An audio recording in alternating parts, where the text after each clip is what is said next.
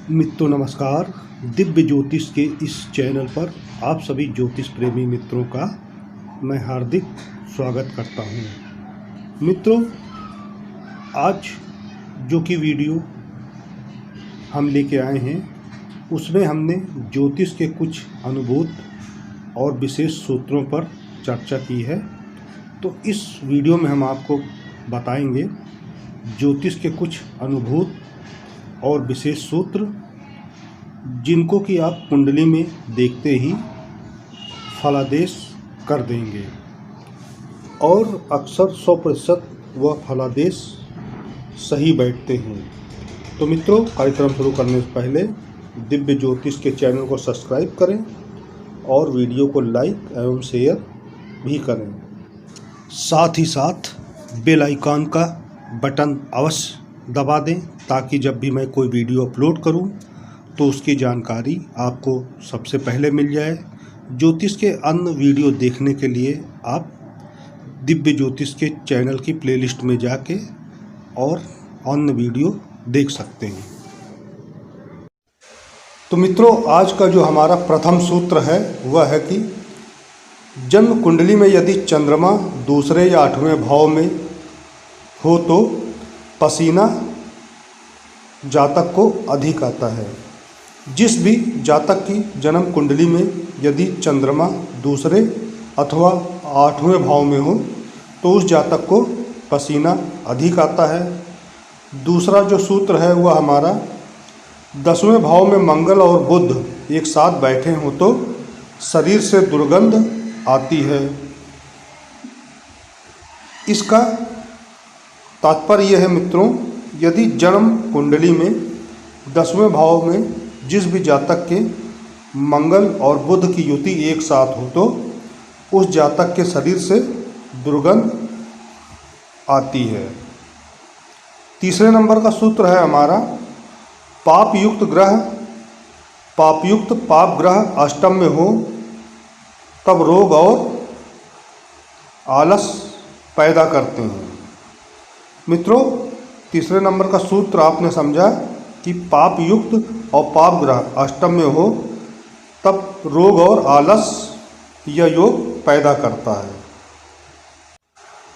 चौथा सूत्र ये है मित्रों कि सप्तम भाव में शुक्र हो या सप्तम का संबंध शुक्र से हो जाए तो बाधित दाम्पत्य जीवन होता है। यानी कि सप्तम भाव में शुक्र हो या सप्तम का संबंध शुक्र से हो जाए तो जो जातक का वैवाहिक जीवन होता है उसमें बाधा आती रहती है। इस सूत्र का ये मतलब है। पांचवा सूत्र है हमारा तीसरे और 6वें भाव में शुक्र शोक रोग देता है। यदि कहीं पर सूर्य से आगे ना हो तो मित्रों, इसका मतलब फिर समझिए, तीसरे और 6वें भाव में शुक्र शोक रोग देता है। यदि शुक्र सूर्य से आगे ना हो तो इस प्रकार के फल मिलते हैं। 6ठे नंबर पर जो सूत्र है हमारा वह है मृत ग्रह के बारे में। मित्रों, इस सूत्र में हम मृत ग्रह की जानकारी हल्के दे रहे हैं और कभी आगे इस पर मैं विस्तार से वीडियो बनाऊंगा। अभी फ़िलहाल आप इसको जो है ऐसे समझे। मृत ग्रह, जब कोई भी ग्रह सम राशि में 0 से 6 अंश तथा विषम राशि में 25 से 30 अंश तक होता है तब उसे मृत माना जाता है। ऐसा मृत ग्रह जन्मांक के सर्वोत्तम स्थान और स्थिति पर विराजमान होने के उपरांत भी शुभ फल देने में असमर्थ रहता है और सदैव निकृष्ट फल देगा। मित्रों, एक बार फिर समझिए मृत ग्रह के बारे में। जब भी कोई ग्रह सम राशि में 0 से 6 अंश तथा विषम राशि में 25 से 30 अंश तक होता है तब उस ग्रह को मृत माना जाता है। ऐसा मृत ग्रह जन्मांक के सर्वोत्तम स्थान यानी केंद्र और त्रिकोण में भी स्थित हो तब भी वह अपने फल देने में असमर्थ रहता है और सदा ही ऐसा ग्रह मृत ग्रह जिसे हम बोलते हैं वह बुरे ही फल देता है। अब 7वें नंबर पर जो हमारा सूत्र है वह अस्त और नीच ग्रह के बारे में है। आइए समझते हैं। इसमें मैंने थोड़ा सा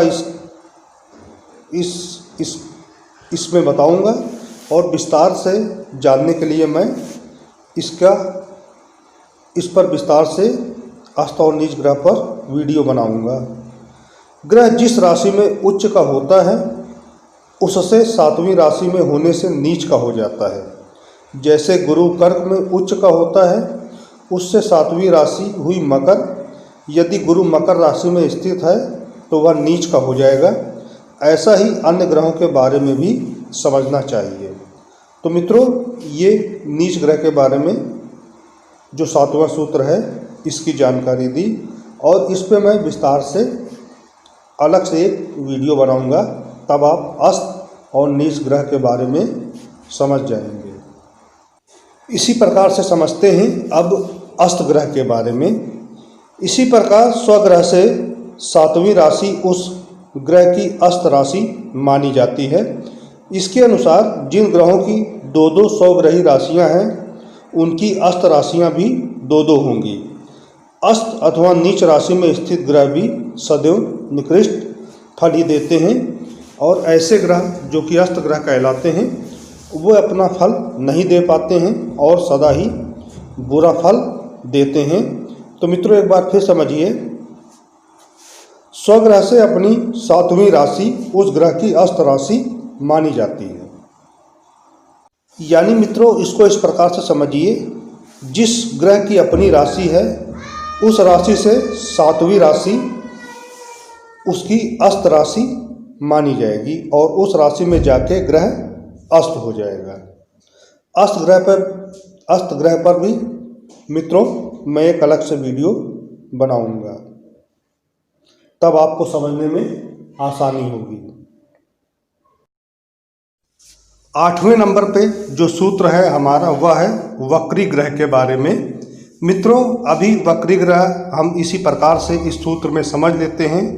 इस पे भी मैं एक अलग से वीडियो बनाऊंगा, विस्तार से वक्री ग्रह के बारे में आपको बताने का प्रयास करूंगा, तब आपको वक्री ग्रह के बारे में समझ में आ जाएगा। मित्रों, भ्रमण काल पूरा करने के उपरांत आगे की राशि में जाने के बजाय पिछली राशि में ग्रह चला जाए तो उसे वक्री ग्रह कहते हैं।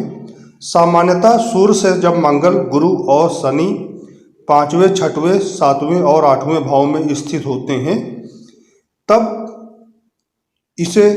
तब वे वक्री होते हैं। शुक्र, बुध, सूर्य के साथ उदय और अस्त होते हैं। अतः भीतरी युति होने पर भी वक्री ही होते हैं। सूर्य और चंद्र वक्री नहीं होते। राहु, केतु सदैव वक्री रहते हैं। वक्री ग्रह अधिक बलशाली होते हैं, परंतु ये ग्रह विपरीत आचरण वाले होते हैं। उच्च राशि में स्थित वक्री ग्रह नीच का फल देते हैं और नीच राशि में स्थित वक्री ग्रह उच्च राशि के समान फल देते हैं। इसी प्रकार से अन्य वक्री ग्रहों का फल कथन समझना चाहिए। मृत, अस्त, नीच और वक्री ग्रह की मूल राशि में स्थित ग्रह भी प्रभावित होते हैं, इसलिए उनके फल में भी अंतर दिखाई पड़ता है। अब 9वां सूत्र ये है हमारा, सभी शुभ ग्रह अपने उच्च में संपूर्ण शुभ फलदायी होते हैं। मूल त्रिकोण में 75% शुभ, स्वग्रही में 50% और मित्र क्षेत्र में 25% और शत्रु क्षेत्र में साधारणतः नाम मात्र का शुभ और नीच का 0% फल देता है। यह उस ग्रह का इस प्रकार से 0% फल होता है। बात करते हैं अब 11वें नंबर पर जो सूत्र है हमारा वह है, जो जातक अधिक भोजन करते हैं उनके बारे में कैसे आप समझ सकते हैं उनकी पत्रिका देखकर। तो मित्रों द्वितीयेश यदि पाप युक्त हो तो जातक अधिक भोजन करने वाला होता है। द्वितीयेश मतलब लग्नेश के बाद द्वितीयेश का नंबर आता है। द्वितीयेश कोई भी ग्रह हो यदि वह पाप युक्त हो तो जातक अधिक भोजन करता है। 12वें नंबर पर जो सूत्र है हमारा वह इस प्रकार से है, जिस व्यक्ति का विवेक लुप्त होता है उसके लिए कौन सा सूत्र है। तो मित्रों उसके लिए ये सूत्र है, पंचमेश अष्टम में होने से जातक का विवेक सुप्त होता है। कहने का मतलब ये है मित्रों कि जो आपका पंचमाधिपति है यदि वह अष्टम भाव में हो तो इस प्रकार का जातक विवेक शून्य होता है। 13वें नंबर पर जो कि हमारा बहुत अच्छा सूत्र है, ये सूत्र ये है कि जो व्यक्ति दूसरे की मनोस्थिति के जानकार होते हैं उनके क्या योग होते हैं। तो मित्रों उसका योग ये है मित्रों कि अष्टमेश यदि पंचम स्थान में हो तो जातक सामने वाले के मनोभाव को जानने वाला होता है। अब आते हैं हम 14वें नंबर के सूत्र के बारे में। दशमेश प्लस तृतीयेश एक साथ बैठे हों तो भाई के निधन की सूचना देते हैं, और गोचरवश शनि राहु आए तो भाई का भाई ना हो और बहन का भाई ना हो, भाई बहन ना हो, चाचा का चाचा ना हो तो मामा का मामा ना हो, चाचा के लड़के का निधन होता है, उपरोक्त कोई ना हो तो पराक्रम की हानि होती है। इसी तरह उस जातक के ऊपर ऊपरी चक्कर चलते रहते हैं। तो मित्रों सूत्र एक बार फिर समझिए, दशमेश प्लस तृतीयेश एक साथ बैठे हों तो वहाँ पर ये सूत्र लागू होता है और इस प्रकार के फल जातक को मिलते हैं। 15वें नंबर पर जो हमारा सूत्र है वह है, दशमेश प्लस सप्तमेश एक साथ बैठे हों तो पिता को कष्ट, आमदनी की हानि या पिता की मृत्यु भी संभावित होती है। जब दशमेश और प्लस सप्तमेश एक साथ बैठे हों तो इस प्रकार के फल जातक को मिलते हैं।